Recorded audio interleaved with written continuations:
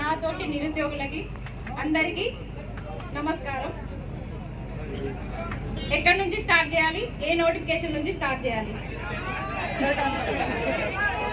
అన్ని పెండింగ్ లోనే ఉన్నాయి. ఒక్క నోటిఫికేషన్ కాదు, ఒక్కటి కూడా రాలేదు మనకి. దేని గురించి మాట్లాడాలి?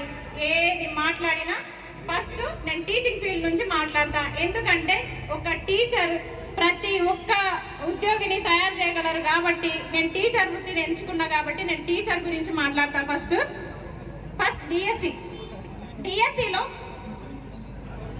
డిఎస్సిలో 70% ప్రమోషన్స్కి వెళ్తున్నాయి, 30% మాత్రమే రిక్రూట్మెంట్స్ జరుగుతున్నాయి.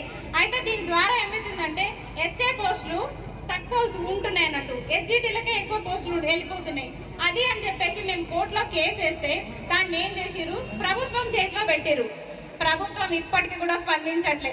మళ్ళా ఏమన్నా అంటే వీళ్ళకి అవగాహన లేదు, వీళ్ళు పేడ్ ఆర్టిస్టులు అని చెప్పేసి అంటున్నారు. మేమా పేడ్ ఆర్టిస్టులం, మీరా పేడ్ ఆర్టిస్టులు? చెప్పండి. ఈ పార్టీలో టికెట్ లేదని ఆ పార్టీకి మారి, ఆ పార్టీలో టికెట్ దొరకలేదని ఈ పార్టీకి మారి, మీరా పేడ్ ఆర్టిస్టులు, చెప్పండి. మేము నిరుద్యోగులం కామా? మేము అసలు నిరుద్యోగులం కామని మీరు ఎట్లా అంటున్నారు? ఏ నాయకుడు అనేది? ఒక ఆయన ఉంటాడు, మొత్తం మీడియా దొరికితే చాలు, ఒక కెమెరా దొరికితే లోడ వాగుతూనే ఉంటాడు. వీళ్ళు అసలు నిరుద్యోగులే కాదట, ఇక్కడికి వచ్చి మాట్లాడమని చెప్పండి. మేము నిరుద్యోగులం కామని. కాదా? మనం నిరుద్యోగులం కాదా? పేడ్ ఆర్టిస్టులమా? ఇప్పుడు మేమందరము పేడ్ ఆర్టిస్టులమంట. మరి మా క్వాలిఫికేషన్ చూసే దమ్ముందా మీకు? చదువుకుంటారా? మా సర్టిఫికెట్లు ఇస్తాం, మీరు చదువుకుంటారా? చదువుకోవడానికే మీకు అర్ధ గంట పడుతుంది. మేము రాసే ఎగ్జామ్లు మీరు రాయాలంటే మీరు మరొక జన్మెత్తాలి. మేము చదివిన సిలబస్ చదవాలంటే మీరు మరొక జన్మెత్తాలి. గుర్తుపెట్టుకోండి. నిరుద్యోగులను ఎవరైనా తక్కువ చేసి మాట్లాడితే ఊరుకునే ప్రసక్తి లేదు.